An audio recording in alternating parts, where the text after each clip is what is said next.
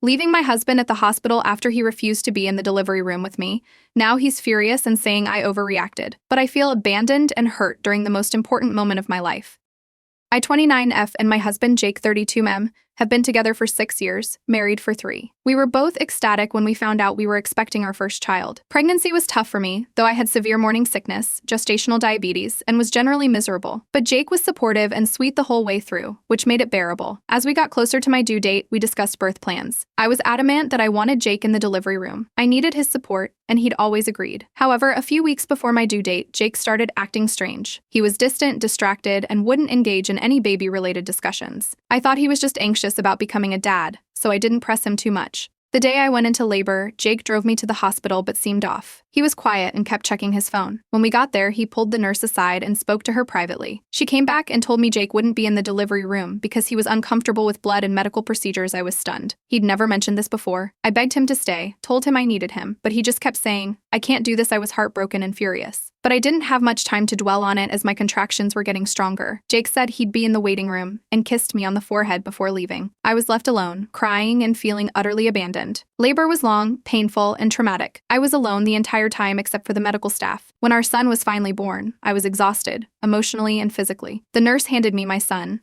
and all I felt was a deep sadness that Jake wasn't there to share this moment. After I was taken to a recovery room, I asked the nurse to get Jake. She came back and said he'd left the hospital hours ago. I couldn't believe it.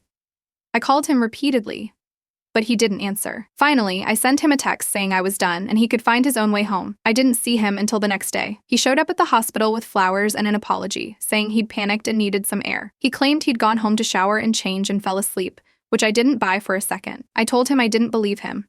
I was overwhelmed with anger and hurt, and I told him he had let me down in the worst possible way. He kept apologizing, saying he knew he'd messed up and he'd do anything to make it right. I didn't want him near me or our son at that moment, so I asked him to leave. He tried to protest, but I told him I needed time to process everything. He left, and I spent the rest of my hospital stay alone with my baby, trying to grapple with the enormity of what had happened. Since then, Jake has been trying to make amends. He's been taking parenting classes, attending therapy, and is constantly trying to be present and supportive. But I can't shake the feeling of betrayal. He abandoned me at one of the most vulnerable moments of my life. Every time I look at him, I remember being alone in that delivery room, terrified and in pain, wondering why the person who promised to be by my side wasn't there. My family is split. Some think I'm being too hard on Jake, that he made a mistake and is clearly remorseful. They say he's a good father and partner otherwise, and I should focus on moving forward for the sake of our child. Others think what he did was unforgivable and I should leave him. They believe I'll never truly trust him again, and that's no foundation for a marriage. I'm torn.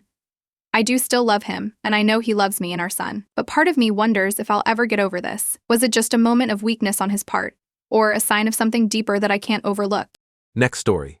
Throwing out my kids' food after they refused to eat, and now they're upset and saying I'm being wasteful. But I think it's important to teach them not to take food for granted. When I was a child, my mother had no concept of what is healthy food. If it said diet on the box, it was okay. She would serve me cereal for breakfast. Dinners was often processed ready-to-eat junk or McDonald's. After-school snacks was cookies and Little Debbie. My mom was almost 300 libs when I graduated high school. It was only after I moved out that I realized how unhealthy I was, and it took me years to lose that childhood weight and establish good eating habits. My wife has always had them and was brought up by a family that didn't trust processed foods. My family and I now follow a whole food diet for ourselves. My mom had a heart attack and is almost 400 libs. This is her third heart attack, and she wasn't able to make rent, so now she is living with me and recovering at my home. She has been to a nutritionist multiple times for her weight and acts like she is too stupid to understand what they are saying, or acts like no one really eats like that, or the doctors and nurses are bullying her because of her weight. She has been ordering junk food and takeout on apps like Instacart and Uber Eats. She has been feeding my kids the same junk food, even after I have told her to stop. I hear the Ring camera go off and my youngest child gets my mom's latest McDonald's order. My mom got both of my kids a Happy Meal. This was the third time she has done this week.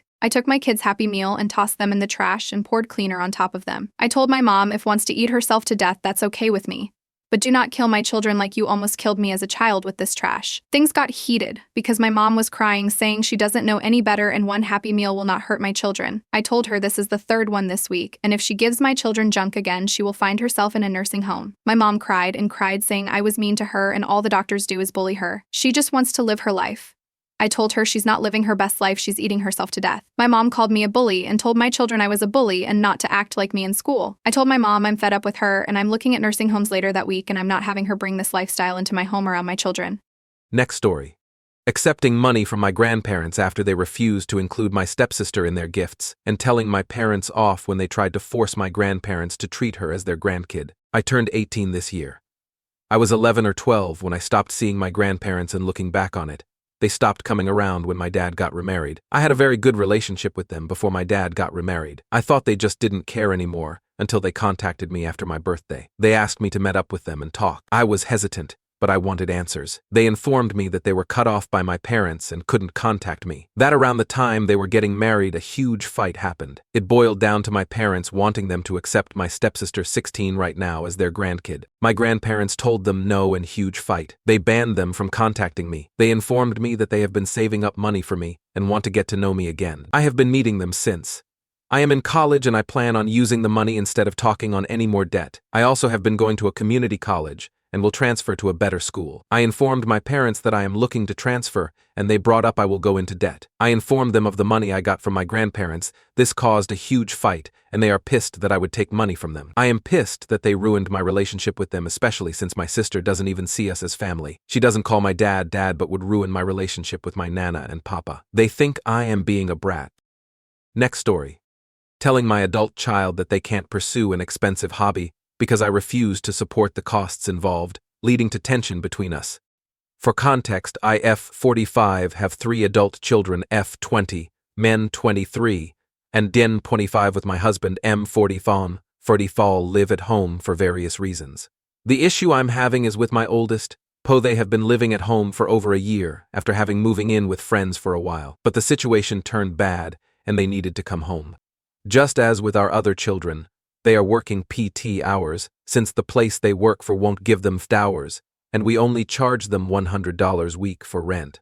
The rent includes all utilities, food, personal supplies, and gas for the car. Side note, the car is actually mine, but since neither my oldest or youngest have a car, they share my car to get back and forth to work, with occasional help from my DH. The only other expenses they have are their portion of the cell phone service they are under our account, their portion of the car insurance, student loan payments, and their splurges meaning Spotify, which they split with our youngest, a subscription to Xbox Gold, and another subscription to a PlayStation service. Here's my problem. They enjoy LARPing, LARP live action role play think, a sort of live action Dungeons and Dragons. However, LARPing can get expensive, well over $100. They owe us approx $350 in back rent due to us not charging them rent when they weren't working at one point. Now, I enjoy LARPing as well and plan on going to next month's event. They starting talking about how they're looking forward to the event and how they'll just ride with us plus everything they're planning on doing. This doesn't sit well with me since they owe us money and would be losing money from not working an entire weekend when they don't even work every day of the week. I want to tell them that they can't go for these reasons, but I know there will a lot of backlash. Plus they might end up going anyway, since they have friends who are going and would give them a ride. We already have somewhat of a strained relationship, and that they rarely talk to me unless it's about themselves. They tend to either shut down or explode at me if I say anything that comes across at all criticizing. I have told them that they can't go and that I will put restrictions on them, like not allowing them out of the house, even to see their friends. Except for work and medical appointments, I've already banned them from using the car for anything other than those.